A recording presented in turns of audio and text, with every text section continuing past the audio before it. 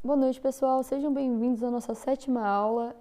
Caso alguém não tenha visto alguma das nossas aulas passadas, elas estão disponíveis no Moodle, para que vocês possam estar assistindo a qualquer horário, ok? Bom, pessoal, então vamos ao assunto da aula de hoje. O primeiro tópico que nós falaremos a respeito dos ciclos biogeoquímicos será o ciclo da água, então o assunto da aula de hoje, ok? Talvez vocês não saibam, mas uma árvore grande ela pode bombear do solo para a atmosfera até 1.000 litros de água por dia. As árvores, então, elas têm extrema importância, né, para o que nós chamamos do ciclo da água. Bom, pessoal, o ciclo da água é um dos ciclos biogeoquímicos, né?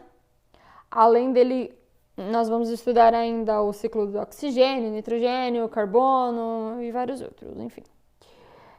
Mas nós vamos ficar então nesses que eu falei até agora, que são os mais importantes e os que vocês verão então nos vestibulares e no Enem.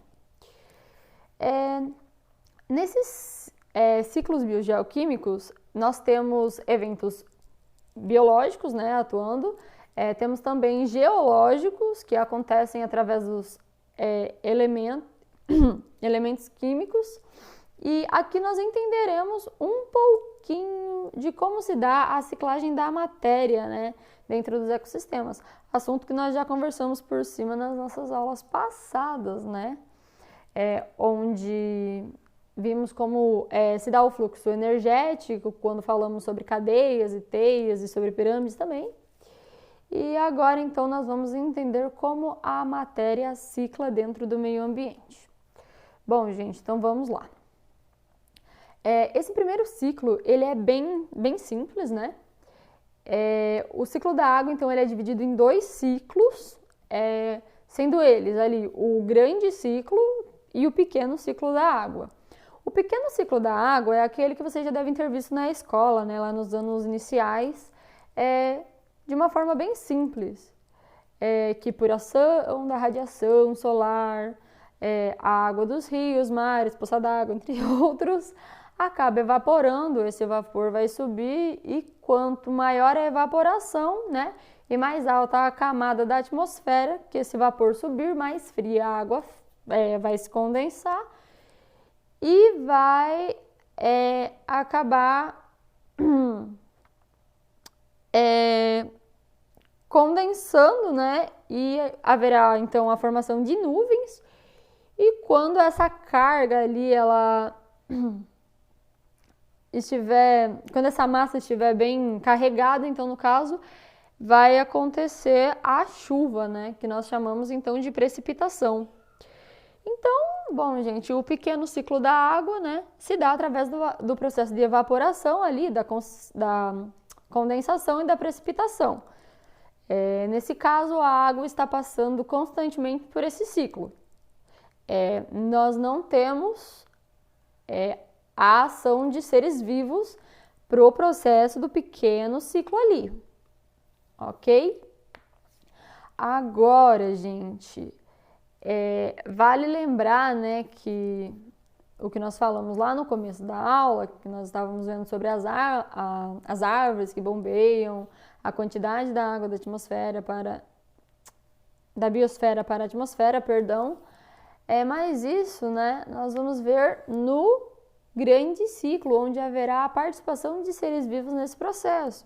Então, no pequeno ciclo não há participação de seres vivos, apenas de fatores químicos. E no segundo, que é o grande ciclo, haverá então a participação de seres vivos para esse processo, ok? Nós temos como exemplo da participação de ser vivo um animal ali como uma vaca, né? Que ela vai estar ali no rio, enfim, vai estar bebendo dessa água. Essa água ela vai passar pelo organismo do animal e ela estará então automaticamente fazendo parte desse grande ciclo. Nós vamos lá, imaginamos a vaquinha, que eu estou disponibilizando aqui no nosso quadro, né? Ela está bebendo ali a água, então após ela beber a água, ela vai fazer xixi, ela vai transpirar, ela vai estar defecando, que também tem água. Então, eles estarão, desse modo, ali eliminando a água. As vacas ali estarão eliminando a água.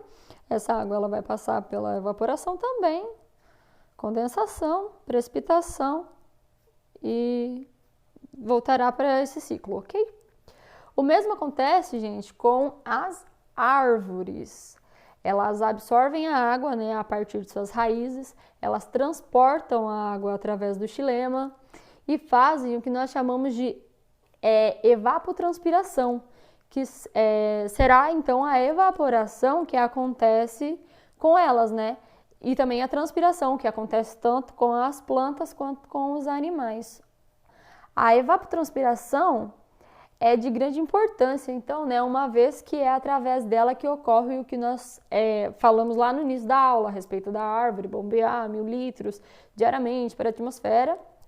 No caso, né? Esse bombear é a evapotranspiração ali da planta. Nesse caso, essa água ela estará subindo, né, e se condensando, e após uma quantidade considerável de água condensada, ocorrerá a precipitação. Bom, pessoal, com isso nós percebemos que a diferença do pequeno ciclo para o grande ciclo é que no pequeno não existe, então, a participação de seres vivos e no grande existe. Beleza? Bom, mas vamos nos aprofundar um pouco mais nesse assunto e vamos falar sobre os rios voadores. O que são os rios voadores? Bom, gente, para falarmos disso, nós precisamos pensar em qual região aqui, né, é mais rica em fauna e flora. E analisando ali, pensando um pouquinho nisso, nós pensamos diretamente, nós ligamos ali com a floresta amazônica, correto? Então, galera, isso significa que existe nessa região muito consumo de água pelos animais e plantas, né? E nesse caso, também existe muita transpiração, muito xixi, muitas fezes, também, né? Então, essa diversidade, né, de animais e plantas encontradas na Amazônia faz com que aconteça uma intensa evapotranspiração nessa região. Beleza, gente? Acontecendo isso, né? Vamos imaginar aqui que com a quantidade de animais lá, a quantidade de água que será liberada pelos corpos desses animais, né, e virará vapor, será enorme. E a quantidade de grandes árvores encontradas nessa área também é enorme. E tendo ciência de que uma árvore de porte grande, ela bombeia diariamente 1000 litros de água, que passará pela evapotranspiração, então entendemos que a grande quantidade de água condensada e por esse motivo é uma região em que chove com muita frequência. No entanto, gente, como vocês já devem ter estudado em geografia, existe ali uma coisa chamada de ventos alísios, que são ventos que vão do Trópico de Capricórnio, né, ali no sul, e se dirigem para o Equador, no sentido anti-horário. Essa massa de ar úmido, né, encontrada ali sobre a Amazônia, ela pode se deslocar em direção ao Oceano Pacífico, mas acontece que ali margeando a costa, nós temos a Cordilheira dos Andes, né, que serve como barreira, né, impedindo que essa massa passe para o Oceano Pacífico. Então, essa massa de vapor, ela fica ainda ali entre o sudeste do Brasil, o sul do Brasil, os países que estão costeando também. Então, gente, esse vento ele passa a contornar, né, a costa ali aos poucos, ele vai chegando nas regiões mais baixas do país, sul, sudeste, enfim. E nesse processo ele vai perdendo a força, né, o vento vai perdendo a força, então temos grande quantidade de condensação em outras áreas do país. E por isso nós temos a chuva, né? E é graças a essas grandes massas que nosso país possui uma vegetação tão vasta e não um grande deserto, né? Como ali, por exemplo, os Pampas estão localizados em uma região, em uma linha desértica. Só que graças a esse processo ali, né, dos ventos, não é uma região considerada desértica, ok? Nesse caso, então, nós podemos compreender que os Pampas não são desertos graças aos rios voadores que vêm da Amazônia, né, da região da Amazônia. Então, a partir disso, nós entendemos o que, pessoal? Bom, eu não vou tocar no assunto do aquecimento global porque é um assunto bem polêmico e também não vem ao caso aqui, mas nós entendemos que o desmatamento da Amazônia diminui, a densidade de evapotranspiração, né? E com isso diminui a densidade dos rios voadores, resultando então numa diminuição da chuva, né, na região sul da América ali do Sul, né? Bom, pessoal, e em algum momento da vida de vocês aqui, vocês já devem ter visto, né, propagandas atentando vocês a não gastarem água demasiadamente, lavar a louça com a torneira fechada, enxaguar após lavar uma grande quantidade, escovar os dentes com a torneira fechada, não demorar muito no banho, utilizar água da chuva para lavar os carros e calçadas, não utilizar tanta mangueira, enfim. Bom, gente, quando essas campanhas quando elas acontecem, no caso, significa que está acontecendo alguma coisa, né? Significa que o nível das águas das represas está muito baixo. Mas o que faz com que esse nível fique baixo? O desmatamento. Quando tem desmatamento na Amazônia, perdemos então muitas árvores que bombeiam. Cada árvore de grande porte bombeia em torno de 1.000 litros de água por dia. Então nós perdemos isso, né? O que faz com que ocorra menos, então, a evapotranspiração e por isso as massas, né, elas vêm para cá menores e muitas vezes elas não conseguem chegar até essas regiões mais baixas, né?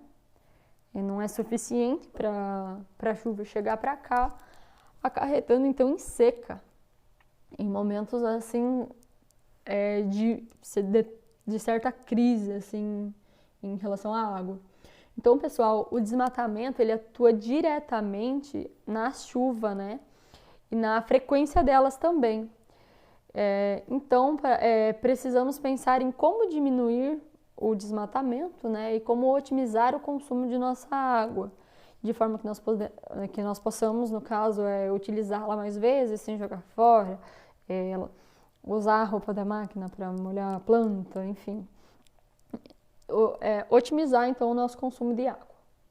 Bom, pessoal, mas em relação ao ciclo da água, nós ficamos por aqui, né? Eu espero que vocês pensem bem no assunto que nós falamos hoje, também em relação ao ciclo da água. Também eu espero que vocês tenham anotado, caso não anotaram o que acharem relevante, anotem. Lembrem de fazer o mapinha mental que eu falei lá na nossa primeira aula, segunda, terceira, quarta, quinta. O assunto de hoje ele é bem importante para o Enem e os vestibulares. E é isso, gente. Em relação ao ciclo da água, nós ficamos por aqui.